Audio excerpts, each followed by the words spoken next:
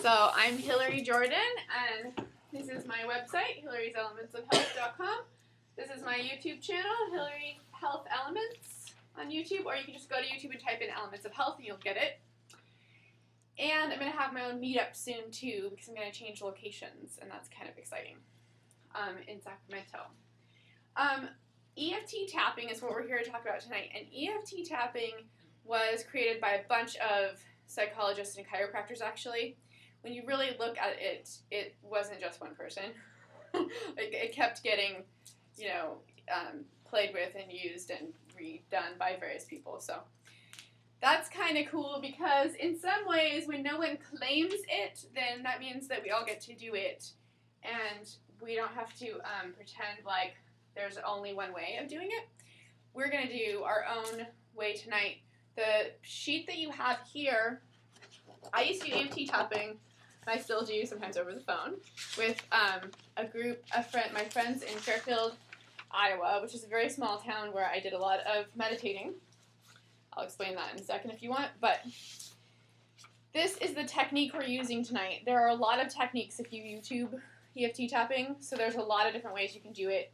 So I'm just doing this way because I like it best. It's very, very thorough. You're definitely going to bring up some stuff this way and get some things released, which I always feel is the most important philosophy. Like, if we're not going to release stuff, to me, then there's no point in us being here. I definitely have a little bit of a hardcore edge to me in that way. But I want everybody to feel totally safe here tonight because this is a completely compassionate environment. It does not matter what your issue is that we're tapping on. It doesn't matter what the feeling is. I look at all feelings as an equal opportunity employer. I am completely equal with all feelings and all situations and all issues and all people, actually. As long as people are ready to release stuff, I don't care. So we're not going to worry about what it is we're tapping on or the person or do any kind of analyzing in our head. We're just going to go straight from our heart tonight and just do the process, okay? And anybody feels uncomfortable being talking about anything they want to release, that's fine. We can skip you. Everybody has to do the tapping together as a group because that's part of the whole thing, kind of. Like when you do it as a group, it's more powerful. So even if it's not an issue of yours, if you tap on it, you're going to probably clear up something for yourself anyway. And that's because we're all completely intimately... Hi! I'm so happy to see you again. This one's my water. Let me give you one of your own. Oh, okay. Go ahead and sit here. Yeah. Have one of these and one of these. So, I have to go through... Does everybody have one of my health models? These? Yeah, I gave one. Okay. So, those of you who've been to tons of my classes get bored at this point, but the thing is, I find it infinitely valuable to keep explaining this over and over again, even though it's really simple, okay? The reason why is because, oh, by the way, if you want to check out the supposed founder of EFT tapping, his name is Gary Craig, and his website is emofree.com. But there's tons of other things on YouTube, and I think that people being creative is good. My main philosophy with emotions is you've got to feel them. That's my main philosophy. If we're here to get rid of stuff, it keeps coming back. So whatever you resist persists. And that is, to me, there's no point in me trying to help you out if I don't have strong beliefs about this kind of, or strong feelings about this kind of stuff myself, right? Because otherwise it would just be like, you could just figure it out on yourself on YouTube, right? So my strong feelings are that if you don't feel it, then it keeps coming back. And if you're trying to do something to get rid of something, it will keep coming back. So if you go into EFT with that attitude that I'm going to feel this and love and accept it and love and accept myself, then it's very similar to my emotional processing that I do and a bunch of other techniques. In fact, there's not a lot of difference between this and a lot of those other things. As long as we're feeling things, loving them, and accepting them, we're doing kind of my process that I do with people also. And so that, to me, is the most profound thing. Because everybody's been taught to not feel whatever is there. we're even in like fight or flight response about having feelings usually. We're doing whatever we can not to feel stuff because we feel unsafe about it. Or we feel like, like somebody's like literally gonna kill us, or we might die if we feel a feeling, right? So, because some of them can be very unpleasant, right? And I want to point out actually one of the reasons why they're so unpleasant, and that's because we have been resisting them. When we resist in any way, even in a totally unconscious way, which is what we're all doing, so there's no blame anytime with anybody, right? It's like we're just all unconsciously resisting our feelings. So whenever we would do that, we make them worse, actually. Because it's kind of like, when a kid's having a tantrum, and you're like trying to pull them to do what they're supposed to do, and they're like, no! It's like that. I mean, if you're doing that with your feelings, it makes the tantrum worse, doesn't it? It makes the feeling worse. So that is why you could use this with kids too, right? If you're like, don't have anywhere you have to be, right?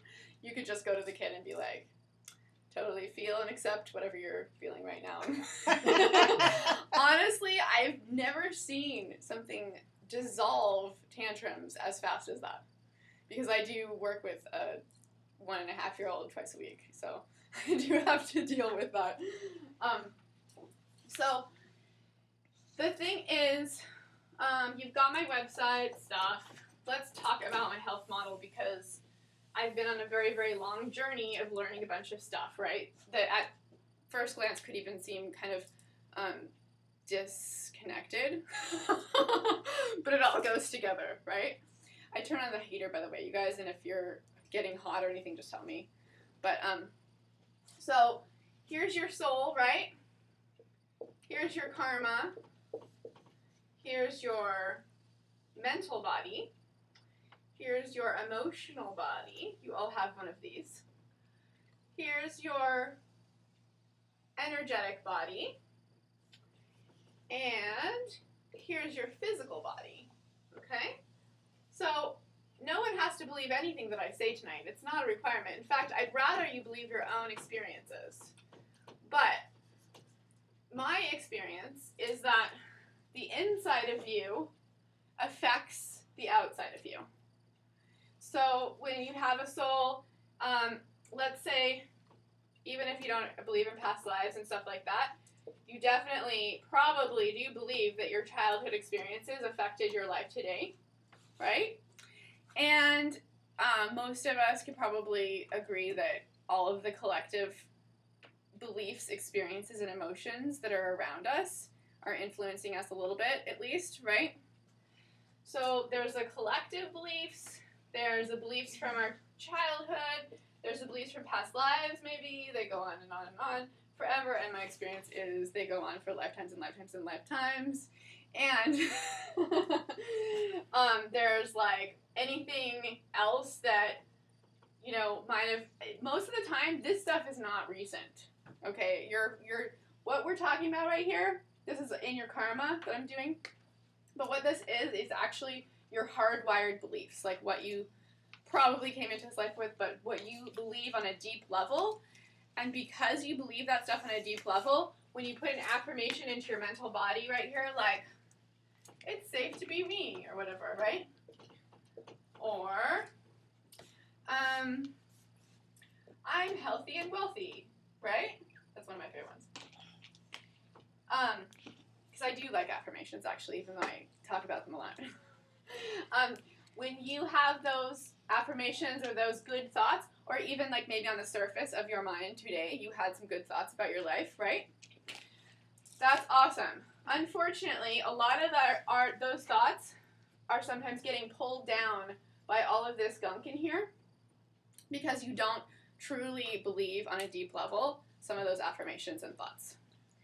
So that's why your mental body is kind of, your mental body moves very fast, right? You have tons and tons of thoughts, even like within a minute. You have, I think it's like 40 thoughts a minute or something. People have tried to do scientific studies on it, but honestly, they're probably not going to get that scientific with it because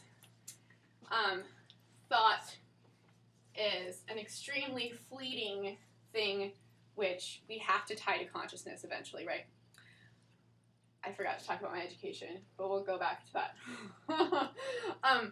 So when you have thoughts, they're in here, and when you have affirmations, you could do an affirmation 20 times, right? So it's going to be in there 20 times, but it's still on this surface level of your mind. And if it's not agreeing with something in this structure that you have from all of these influences I talked about before, then it's not going to do very much, right? Because it's going to be like canceled out, you know, like when you had like, you play tic-tac-toe, right? It would be like putting this circle and an X on the same space. You guys get that? So if you can take out these beliefs, okay, then if you can start to remove them. Now, you're only allowed to remove so much in one day, by the way, but they have emotions attached to them. This is the emotional body, by the way, because you've got the graph. They have emotions attached to them. So when you start taking your beliefs out, your emotions go too. And if you can feel, love, and accept those emotions, they will go much more efficiently and easier.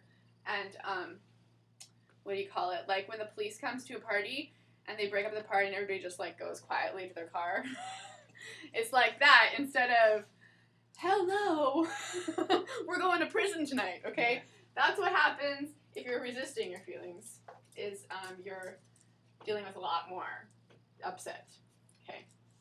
So when you eventually have worked on this hardwired programming enough, now let me tell you, it doesn't really stop that much. It keeps going, guys. It keeps going even after you're enlightened. I don't know anybody who's enlightened even that does not have to work on themselves anymore at all. Maybe one person. That would be pretty amazing, right? She's pretty amazing. So this is the thing.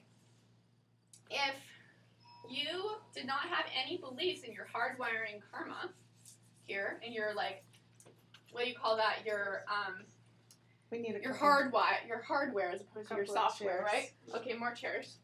Sorry. Come on in. No problem. So when you don't have any beliefs at all, you just become. Oh, there's more. Maybe one more. Maybe one more. You just become a straight up reflection of God, is what happens. Even though your individual snowflake body, your individual snowflake's mind. She's talking about the circle thing, if you want to grab one of those.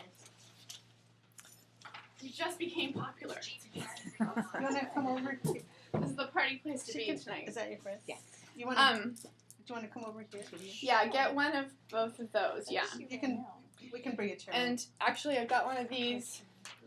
Everybody needs to have one of those. Just grab the chair and I think they can. We didn't have this many people sign up for Meetup, so that's why I don't have enough flyers. But but it's a party, so come on in. Can we and lift that chair over here so she can sit by her friend, or I can go. I sit can over. lift it. That's no big deal. Yeah, let's finish this part first Okay. before we do any of that, if that's okay. Sure. So this is the thing. If you're a clear channel for God, because you don't have any beliefs at all, this would be in an ideal world, because this has not happened with anybody that I know yet. Then you would just be reflecting your own snowflake-like body, mind, and emotions, because you have a certain shape that's only individual to you that is not going to be that way for anyone else, ever, okay? No one's ever going to be like you. That's one of the coolest things about you, about everything in the whole world, actually. In fact, even after you're completely enlightened, you still have that shape. You still are your individual self, which is really cool. I think it's really cool, because all these things that we are afraid of, about growing, or about enlightenment, or about being our real self, you know, and all the things we hear about, oh, well, you're just going to become God, and you're just going to become whatever. It's all true, and you'll also still be yourself. So you will reflect God in the way that you individually would do that the best. What you're here to do on earth, you would do easily, right?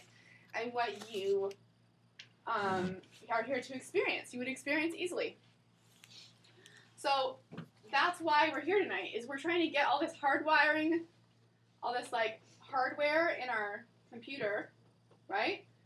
We're trying to tap on the emotional body here. Well, we're actually tapping on the energetic body, and it affects the emotional body, and then the emotional body is stuck to those beliefs in there.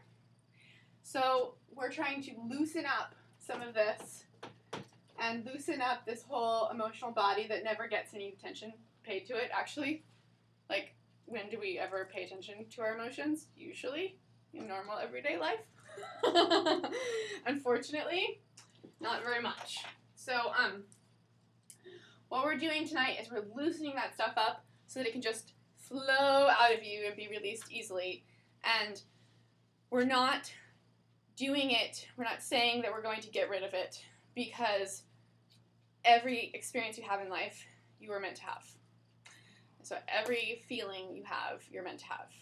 Until you can feel it, accept it, and love it, then it will stop bothering you. So it doesn't mean that whatever story that's been happening to you is like you're stuck with that story forever and you're just supposed to be part of that story. No, that story was supposed to happen to you probably so you could feel the feeling that you're avoiding. Because that's really why stories keep happening to us. So until we feel our feelings, we keep having the same story over and over again, and we're not tied to that story. We're just tied to the present moment, is all. And that is can be really awesome, actually. All these things about good and bad, right? All that stuff is actually just a concept that we have because we think that we're separate from God. And so we put these labels on all of our feelings, and we say that it's really bad to feel sad. That rhymes. I like that one.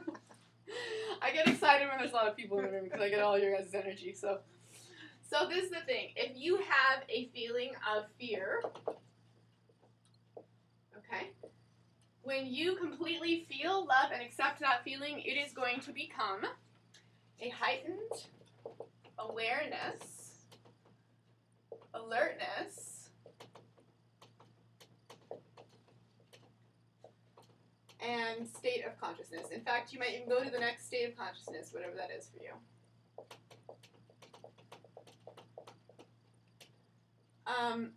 There's more of a feeling of wholeness. This is what happens when we stop putting this is bad label on this fear. Okay, that's one of our main emotions, right? Fear. Fear is born of duality, is what they say in the Ved, which is a Sanskrit book that's like 7,000 years old, but I actually think it's older than that. So that means that as soon as we're dual, we have fear. As soon as we know we're not God, we have fear. So that's why it's impossible to run away from these things. And when we have anger, and we say it's bad, okay, well then it's just anger, right? But when you stop saying it's bad and you feel it, accept it, and love it, it becomes motivation, drive, passion,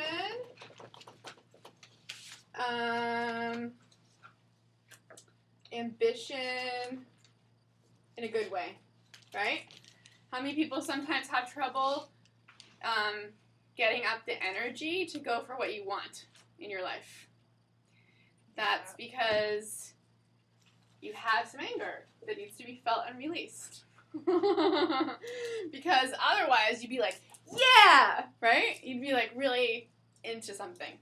Okay, so, and it's really about whatever you're supposed to do, right? Whatever you're supposed to do is completely different than what other people are supposed to do. But whatever it is, it lights your fire. Like you feel passion about it.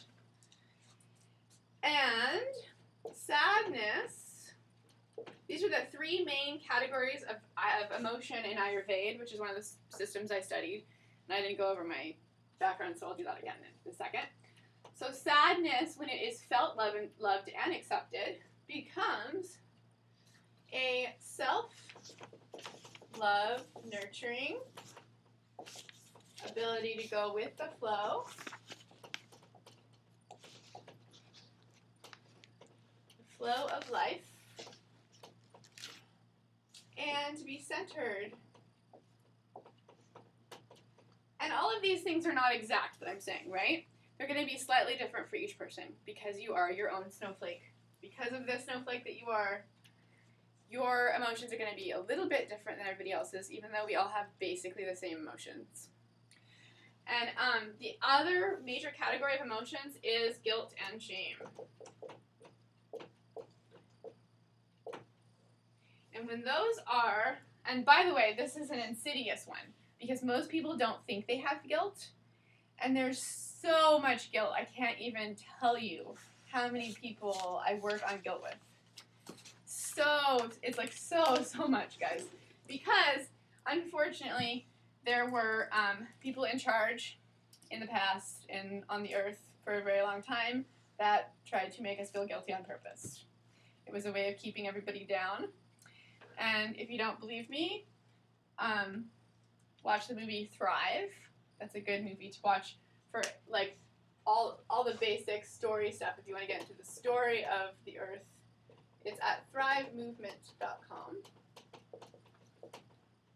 Okay, that's a cool guy that is pretty hard not to believe when he talks, actually.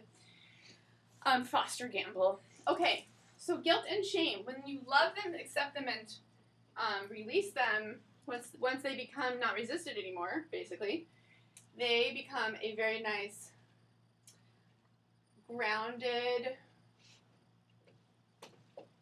humbleness in a good way. Like devotion and a feeling of being very big and being very small at the same time. And there's more, but these are just basic things. I just want to give you a basic rundown of what these bad emotions can give us when we stop saying they're bad. Because, like, I used to work with emotionally disturbed kids too, right? And if you tell a kid they're bad, what happens? They're bad. They get much worse, believe me. You gotta stop telling those kids they're bad. Okay. So basically, let's see. I did work with emotionally disturbed children. I have 2 bachelor's degrees. One of them is in a combination of psychology, dance, theater, and holistic health. One of them is in physiology and health with emphasis in Ayurveda, which is an Indian system of medicine. I have a master's degree in the Vedic science of consciousness. So it's called a master's in Vedic science. It's not very science-oriented. It's more about consciousness and that kind of stuff. States of consciousness and what happened, why are we all here, that kind of thing. And then I am certified in the empowerment process and in Diksha. It's kind of an energy work thing. And I have done a lot of these belief processing stuff. I've done EFT tapping with a group in Fairfield. I used to live in a town of people that meditate together in Iowa, a very small Iowan town. And we did EFT tapping. And I also learned a bunch of other belief processes there were 2 of my friends there that actually created their own. I do those the most, actually. EFT is the more famous one, right? You can check it out online. You can check out Byron Katie's The Work online. You can check out Radical Forgiveness online. I do stuff on those sometimes. I usually, with clients, if they come to me to get out that deep programming that we talked about in your karma body, in your mental body, I usually do the empowerment process with my emotional processing technique. And I do teach class on emotional processing too. And it's very simple. And it's amazing how powerful simple stuff is. But we're going to get a little more complicated tonight because we're going to do EFT tapping. And that is based on meridians. That's the part that trips people up. Like, oh no, there's meridians and trying to remember all the points to tap. Don't get too worried about that stuff because we're just here to release your feelings. So don't get too, concerned or tight about the technical because it's not actually always as important as we think. Those points have a certain ability to go through, like, if we go back to the circles, right? Those points are meridians, okay? Those are on your energetic body. So if you've got my health model, those are in the energetic body right here, right? If you're tapping on the physical body in those points, you're getting the physical body it goes straight through to the energetic body, and it's going to go right to the emotional body because those points are powerful energetically. So they're going to see how the energetic body is right there next to the emotional body. So it's going to get to your emotional body, and that's what we're doing basically. We're bringing up things in the emotional body so they can be felt and released. And with that, I'll turn off this little thing. See you guys later. Have a good time EFT tapping.